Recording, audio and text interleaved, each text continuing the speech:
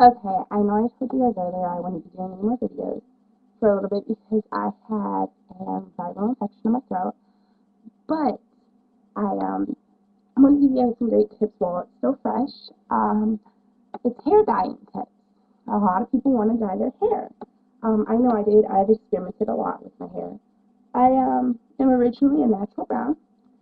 It's medium to light brown, and I decided I wanted to be a blonde. So I dyed my hair. It turned actually darker brown. See how that went. Then I dyed it, and it turned a lighter brown. Then it turned orange because I tried to put blonde in it, and then I bleached it and finally dyed it blonde. Only to realize after about a week that I looked horrible as blonde. So I left it for about 3 weeks, and then I dyed my hair a dark brown, which I loved. But I decided I wanted to do something different, and I tried to put red like down here and in the back of my hair. Well, that was an epic fail. Instead, I just had my hair bleeding pink. They said, "Oh, well, you can bleach it out and then just dye over it, or you can dye it black." Me, knowing how horrible I look as blonde, dyed my hair black. Biggest mistake, which I'll tell you about later. But black. I thought I looked good with black. Realized I didn't, and I wanted something lighter. Well, getting the black out was horrible because it didn't come out. Black is the hardest color to get out.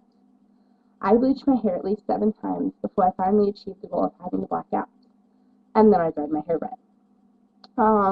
Red, they say, fades the quickest, but it's the hardest to get out. I don't believe it.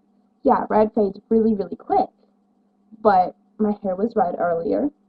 I just dyed my hair, and yeah, there's a little bit of red to it. But it's also in the light, and it's now a reddish brown. Yes. The red was fairly easy for me to get out, actually. I'm hoping this reddish brown will fade, though. I want my brown back. I honestly miss it, and it's not as much upkeep, which is what I'm bringing you to now.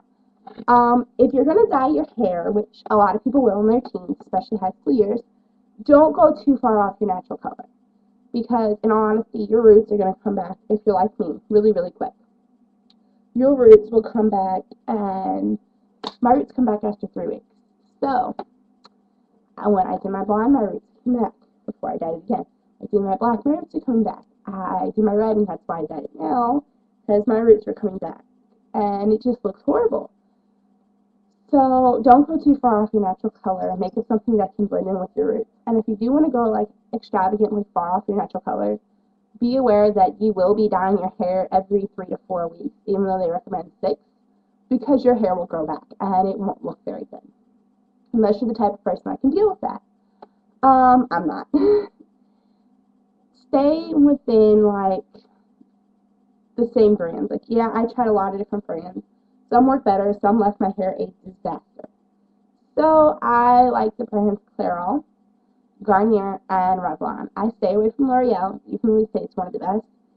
It doesn't do well because I have really wrong side of the camera. I have really long and thick hair, so it didn't do me no good. I had to use 2 to 3 boxes just to achieve one color. I believe it's a Clairol Perfect 10. That takes 2 boxes as well.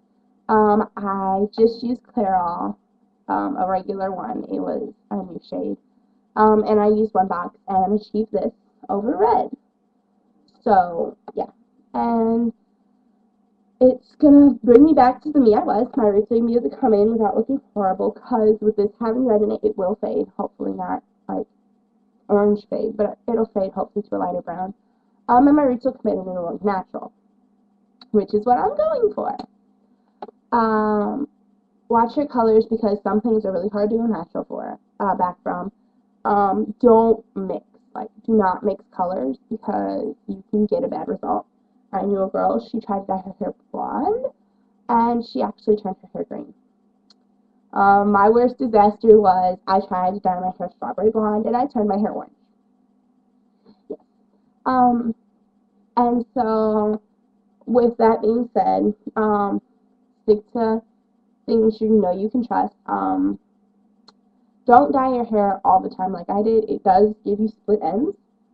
It is harder to take care of.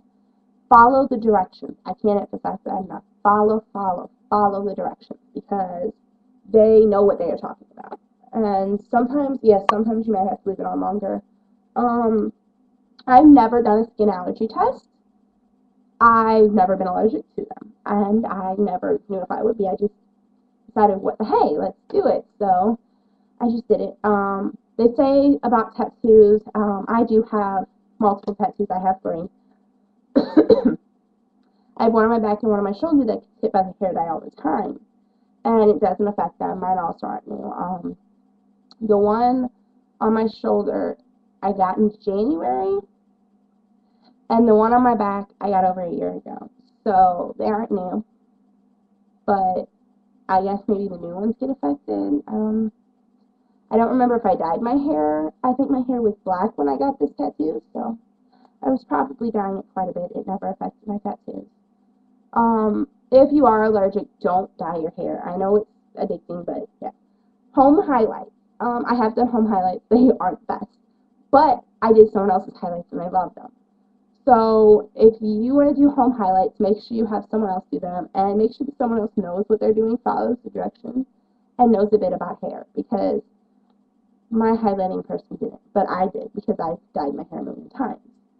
So that's really all I want to say, because this video is getting extravagantly long and my voice is hurting and going. But yeah, if you have any other questions about hair dye, you can comment in the box below, and I can answer your questions for you. So that's all. Bye, YouTubers.